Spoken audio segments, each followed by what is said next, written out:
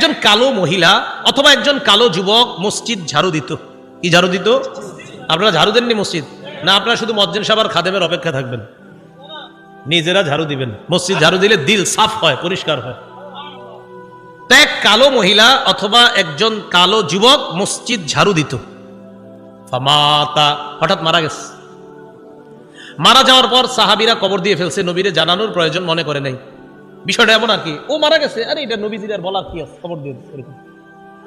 নবীজি সাল্লাল্লাহু আলাইহি সাল্লাম প্রশ্ন করলেন, আচ্ছা ওই কালো মহিলাটা না কালো যুবকটা, হয়তো মহিলা হতে পারে না হয় যুবক, আচ্ছা ওই কালো যুবকটাকে দেখছি না কেন, কোথায় ওটা ঝাড়ু দিতে?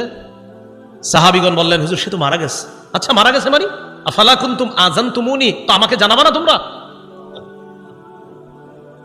হাদিসের মধ্যে আসছে কান্নাহুম সাগগারু আমরাহা আও আমরা, সাহাবীরা বিষয়টা হালকা মনে করছে, তাই নবীরে জানায় নাই যে হুজুর একজন মারা গেছে, ঝাড়ু দিত, কবর দিয়েছে।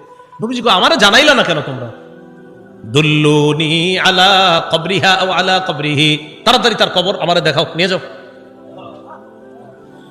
ফাদাল্লুহু আলা কবরিহা আও আলা কবরিহি, আল্লাহ রাসূলকে তার কবরের কাছে নিয়ে যায়।